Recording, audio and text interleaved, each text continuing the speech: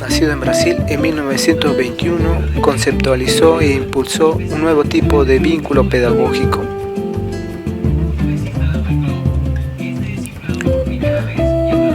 Entendió que el educador debía involucrarse en las problemáticas de su pueblo y emprendió un camino de lucha contra lo que denominaba una pedagogía bancaria.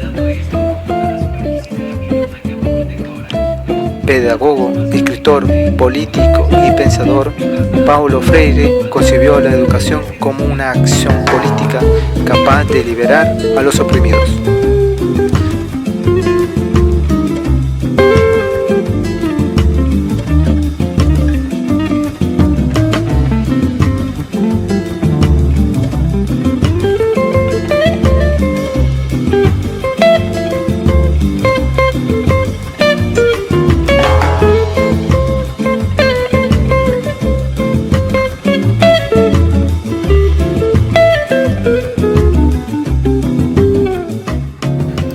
Es el 19 de septiembre de 1921 cuando en Recife, una ciudad empobrecida del noreste brasileño, nace Paulo Freire. Después de una escolaridad dificultosa, a los 20 años empieza a estudiar Derecho y a enseñar portugués en escuelas secundarias. Tiene una fuerte influencia de formación cristiana. Él estudia en un colegio católico su escuela secundaria porque es el único lugar que su mamá logra ubicarlo. Trabaja en parroquia siendo muy joven y se forma en el Instituto Superior de Estudios Brasileños, en donde hay participación de pedagogos cristianos como Teixeira, como Acevedo. Corre el año 1954 y Paulo Freire es nombrado jefe del Departamento de Educación y Cultura del Servicio Social de Industria de Recife. Al año siguiente es nombrado professor de Pedagogía en la Universidade de Recife. E ele vai trabalhar na parte da extensão cultural do SESI, num projeto de extensão de educação de adultos. Na sequência, ele vai para a Universidade Federal de Pernambuco. E toda a experiência que ele começa a fazer com a educação de adultos é o que de fato direciona ele para a parte da educação, porque o Paulo Freire ele era formado em Direito, então ele vai se deslocando para a parte pro campo educacional, né? A esposa do Paulo, a primeira esposa, que era a Elza, de fato que era professora primária, e onde nessa parceria de casamento e de ideias ele começa a ter o foco na questão educacional. Então, o Paulo Freire no Nordeste, nós tínhamos um discurso no final dos anos 50 do governo do Juscelino Kubitschek, que o país não se desenvolvia porque nós tínhamos mais da metade da população brasileira analfabeta. Freire promueve la participación crítica de padres y de alumnos sobre las cuestiones que hacen a la vida de la escuela y de la sociedad. También se preocupa porque los trabajadores reflexionen y tomen conciencia sobre sus problemas educativos, sindicales, laborales y familiares.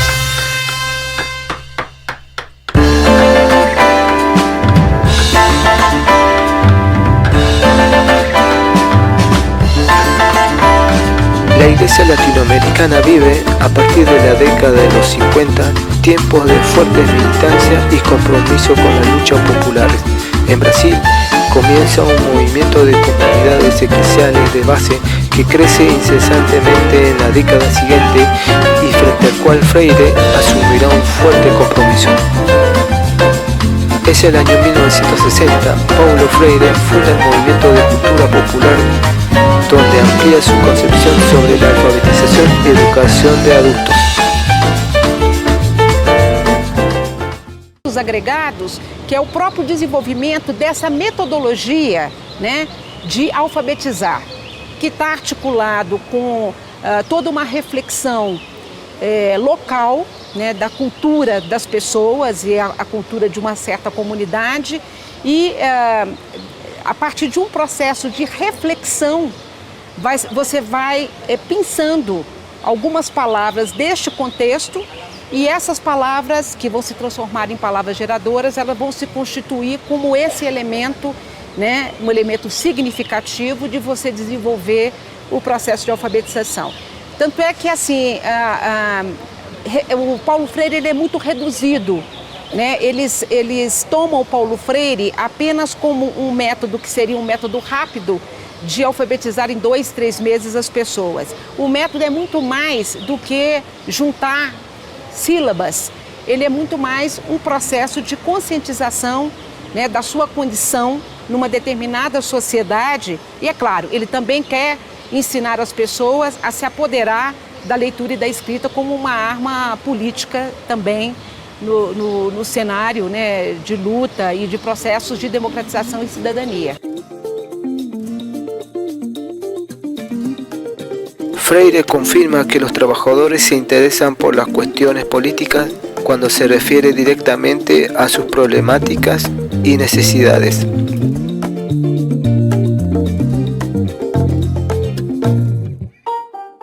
Paulo Freire es claro que no se trata de explicarle a las personas cómo es la estructura de clases de la sociedad o cuáles son las contradicciones principales y secundarias. Se trata de hacer una experiencia en la que el sujeto articule esa preocupación, esa experiencia existencial con esos problemas estructurales o con esa situación estructural. El método de alfabetización diseñado por Freire a partir de 1961 se basa en su propia experiencia en la ciudad de Anquico, en el nordeste brasileño, donde 300 campesinos adultos son alfabetizados en solo 45 días. La obra de Freire surge en el nordeste de Brasil a mediados de la década de los 60. La mitad de sus habitantes son analfabetos o viven en lo que Freire señala como la cultura del silencio.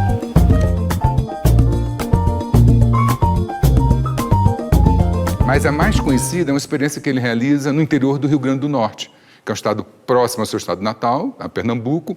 No interior ele vai fazer um trabalho de alfabetização junto a cortadores de cana, né?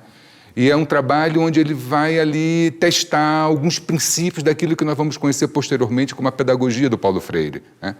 Quais seriam isso? Primeiro, que todos nós já conhecemos o mundo, né? Um pouco que o conhecimento do mundo precede o conhecimento da palavra escrita. Portanto, que essa ideia de que os sujeitos não conhecem nada é uma ideia que ele combate e combate muito fortemente. Então, essa experiência que ele realiza ali em Angicos, com cerca de 300 trabalhadores que têm a experiência, né, de cortar canas, e faz uma experiência de alfabetização desse coletivo num período que é considerado muito curto, né, que é um período em torno de 45 a 50 dias, quando essa experiência se realiza.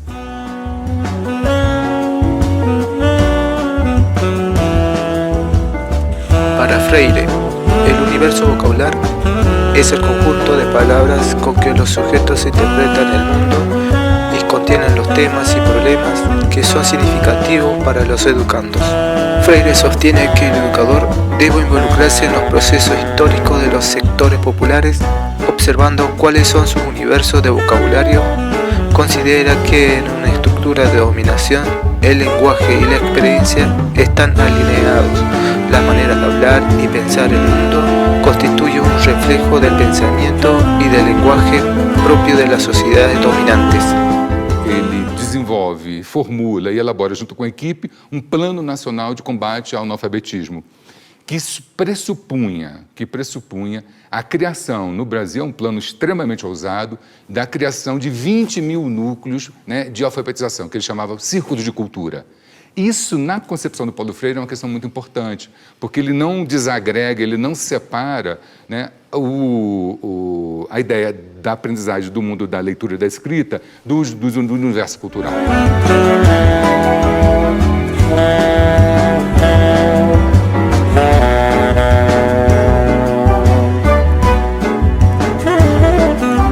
En 1963, Paulo Freire es nombrado director del Plan Nacional de la Alfabetización, pero al año siguiente, un golpe militar pone fin a esta etapa. Freire es encarcelado por la dictadura y encuentra protección en la Embajada de Bolivia, cuyo gobierno lo contrata como asesor del Ministerio de Educación, pero apenas llega a la ciudad de La Paz en 1964, es testigo de un nuevo golpe de Estado y se marcha a Chile. Freire comienza así un largo exilio que se extenderá hasta 1980.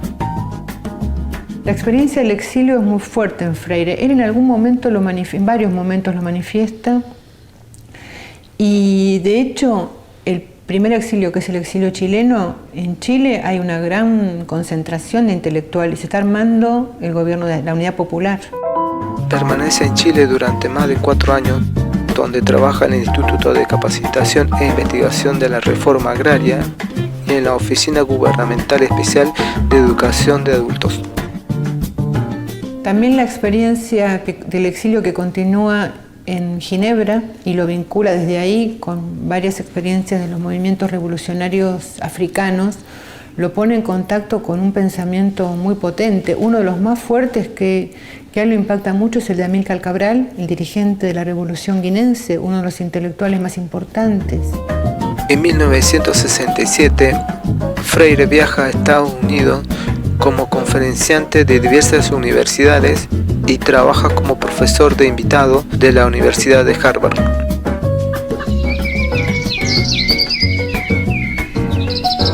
Concluye la década de los 60.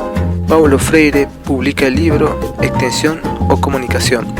En él concibe la extensión de la cultura como una operación invasora, mientras que de modo opuesto argumenta que la comunicación de la cultura fomenta la concientización, ya que no es posible aprender si los saberes están en contradicción con las experiencias personales.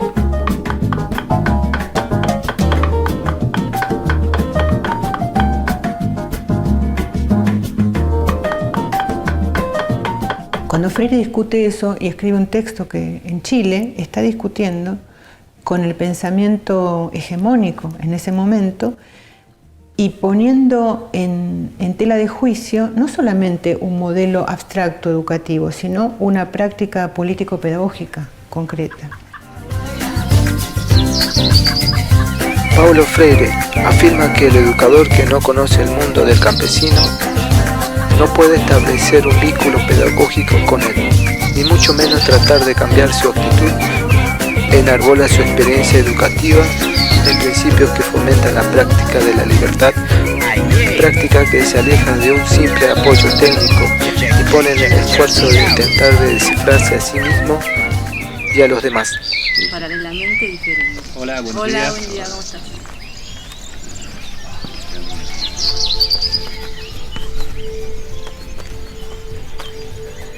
Vamos a esperar un ratito que vengan los compañeros y comenzamos la clase. Es a principios de los años 70 cuando Paulo Freire publica su obra más famosa, La educación como práctica de la libertad y pedagogía del oprimido. Estas son prohibidas por las dictaduras cívico-militares que asolan el cono sur. En La educación como práctica de la libertad presenta una propuesta pedagógica para Brasil en la fase de transición de la sociedad agraria colonial a una sociedad independiente e industrializada. La publicación de la pedagogía del oprimido conforma un aporte latinoamericano fundamental al proceso de organización política de los sectores sociales dominados. Freire enfatiza el reconocimiento del estado de opresión como una situación de violencia, hace hincapié en la estrategia general del trabajo revolucionario con los oprimidos y no para ellos. Pedagogía del oprimido. Destaca el papel de la educación como una forma política cultural e interpela a todos los trabajadores que se desempeñan en el ámbito de la educación y de la cultura. Freire resalta la relación entre el diálogo y transformación. El diálogo indica un tipo de comunicación para construir la verdad que nadie posee de manera absoluta, en la que nunca se arría definitivamente. Expresa que existe una doble dimensión del diálogo, la acción y la reflexión, articuladas entre sí. Essa educação bancária, por Paulo Freire, ela está vinculada ao que ele chama de uma escola mais tradicional, que significa aquela que o professor sabe tudo e que o aluno não sabe nada, né? O aluno seria aquele depositário daqueles conhecimentos que seria transmitido por uma única pessoa que sabe tudo. Então, nesta relação, os alunos, né, seriam passivos e o professor ativo.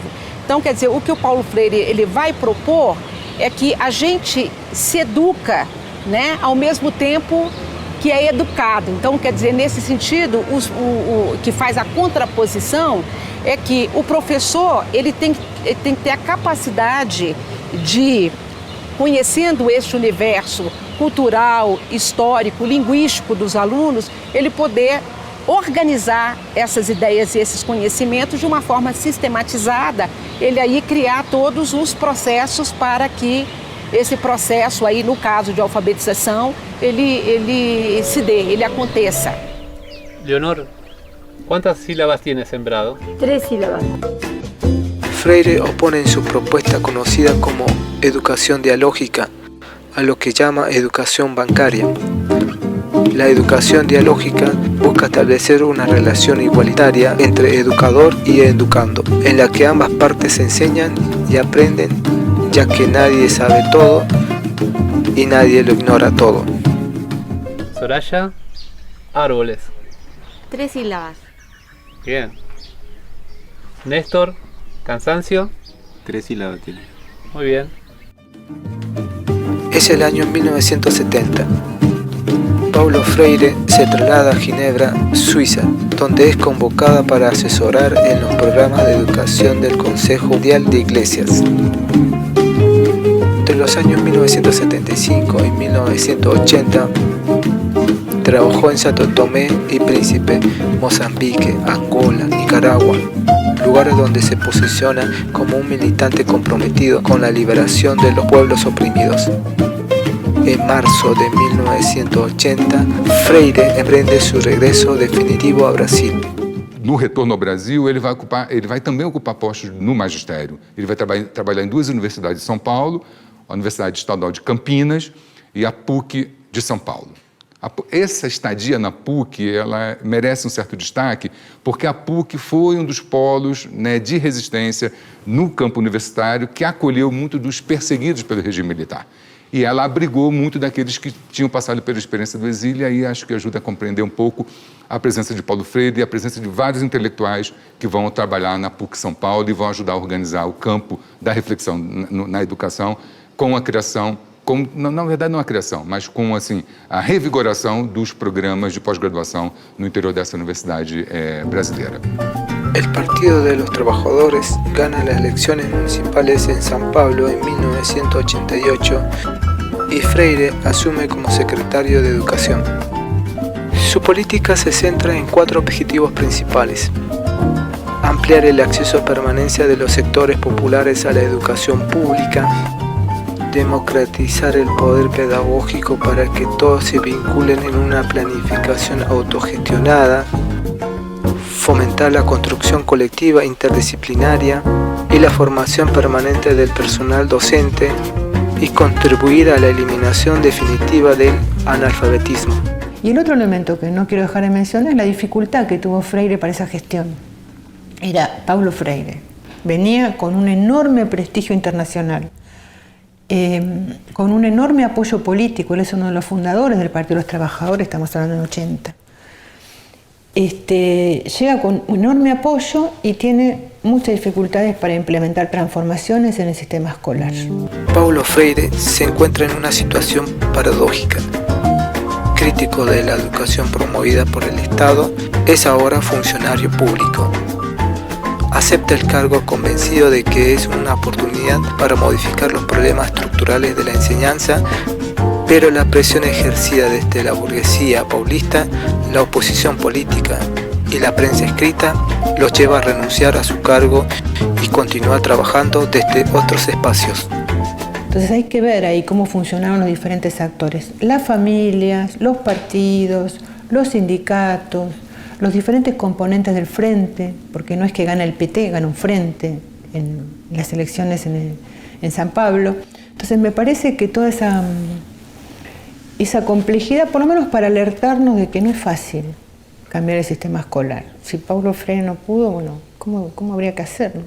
Y en un momento él decide que lo mejor para que su equipo, que no es la gente, sino para que ese proyecto continúe, es que él se retire, ¿no? Entonces él dice, me voy para quedarme. Y de hecho queda el equipo que venía trabajando con él, desarrollando el proceso que se había iniciado.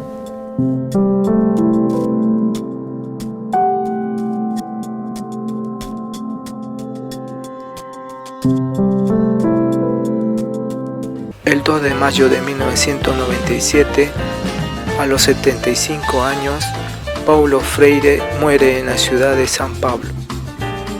Su obra, traducido a diversos idiomas, se extiende a más de 27 libros propios y colectivos.